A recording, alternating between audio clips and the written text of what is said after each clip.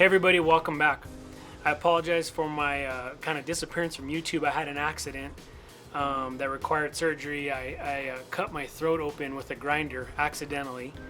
I'll tell you more of that story in a future video, but I just want to let you know that there was a reason for my disappearance, and then my wife had surgery on her shoulder. She finally got that fixed. But anyway, I'm okay. We're alive. We're doing okay. We're here. And today what I wanted to do is introduce you to a friend of mine named Jude. Jude, we're actually in the process of filming Jude's story. This is going to be a documentary on Jude's life, and as a fly fisherman, as a guide, as a fly tie designer. He's done it all in the fly fishing world pretty much, but there's much more to his story, and we're going to focus on that as well. So what I want to do in the meantime, because that's going to take some time, we've already started, but we have a few more days of production ahead of us. What I want to do in the meantime was introduce you to him and let you see one of his favorite flies, maybe his favorite fly that he calls his own, which is the Bling Midge, also known as the Envy Midge. So I can't believe he's giving this one away. It's a really good fly on tailwaters, any tailwater, where fish are keying in on midges. So without further ado, here's Jude fly tying the Bling Midge for us. Enjoy it. So this one's the Envy Midge. This is one that I published in 2007, I believe, and it's been taken and tied different ways and called different things, but the original pattern is a lot better, I think, than the copycats. And it starts with the thread. This is a Belding Corticelli thread that is vintage. Look at how expensive it was, 35 cents. And this is sewing thread, size A in silk. They have mercerized cotton.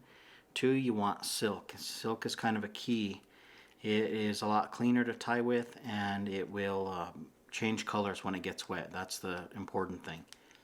So the first secret is the thread, the vintage thread that's harder to find. I found a bunch and sourced it on eBay, and the colors are just going to vary. Play around with the colors. Cream is my favorite, and brown is my super close second. This one happens to be 5340, I think, is the color. Everything that I tie on this fly is deliberate.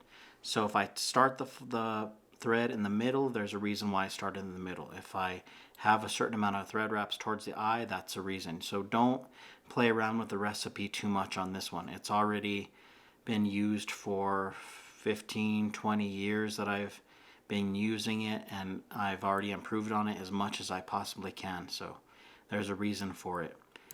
So what I did here is I started the thread in the middle, and then I worked up to the eye and then back over. And that's going to create my taper. I don't want too much of a taper. This fly should be super simple, and it should be super small. This is a size 20 hook. So I've wrapped the thread back, and I've already started this taper where this part of the body, the thorax, is going to be thicker than the rear part of the fly. And I'm going to turn my bobbin this way, sideways, so that when I spin the thread clockwise, it's going to rope up into a material that's a lot tighter. And this is what's going to give me the segments of my body. It's a simple fly, but it's hard to tie really cleanly, and it's hard to tie really well. So I'm going to spin the thread clockwise, get it to rope up, and then as I wrap these up, you kind of want to get them in touching turns, but it's not the end of the world if they are separate from each other a little bit. Hardly anything in nature is perfect.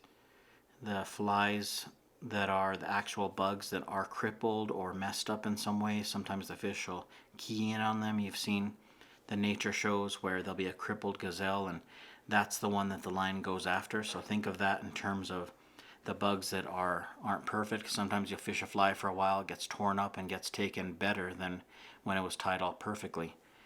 But here we have the body already. So we have definite taper and the segmentation of the thread itself, and that's it.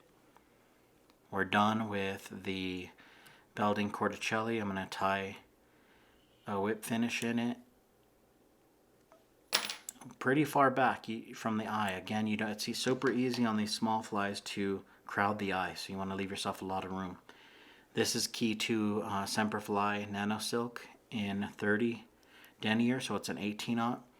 they didn't have this back then, and I had to use thread that was thicker, and it's really hard to not crowd the eye. So it's nice to use this, to be able to use a Semperfli thread, because it builds up bulk so much less than the other threads that were available back then in the 2000s when I was tying this fly.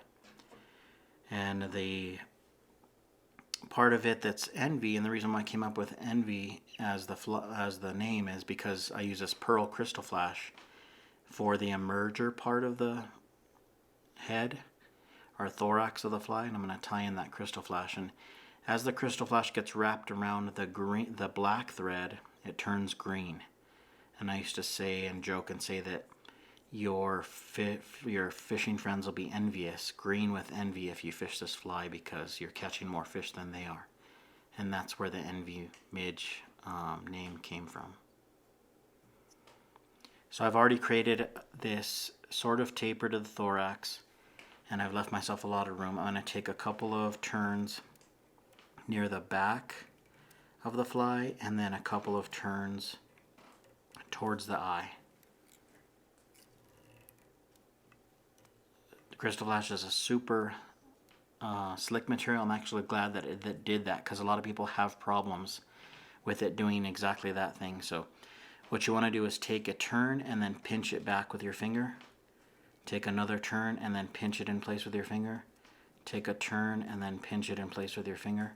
And then at the very end, when you tie it off, try not to pull too hard, because it'll separate some of the strands. And if it does, it's not the end of the world again, but because we're going to cover this part up with the head. A lot of the flies that have been invented since are copycat flies that will neglect this part of the fly. You don't want to be just the front of the fly to be all flash. We want the head to be black. We want to be a pronounced head on this fly. The midges have a pronounced wings and a pronounced head in front of that bling, that flash part. So you want to leave yourself enough room to build a good head out of the black thread too. See, I'll turn it around to make sure that I'm covering enough of the crystal flash and that I'm building that thorax as nicely and that head as nicely as I want to. And then that's the Bling Midge. So what I'm going to do is I'm going to cover this up with Sally Hansen's clear nail polish. Give it about 3 coats and it'll be even more translucent than it is now. But it's a super good fly in a bunch of different colors. I think I could take this to any tailwater in the country, any place where they're taking midges, and be successful with this fly. It's a great, great fly. Not necessarily that I invented the fly itself, but this part of it with the thread and wrapping the crystal flash back then in 2007, 2006, hardly anybody was doing it. So this is kind of one of the patterns that I claim to be more closely mine.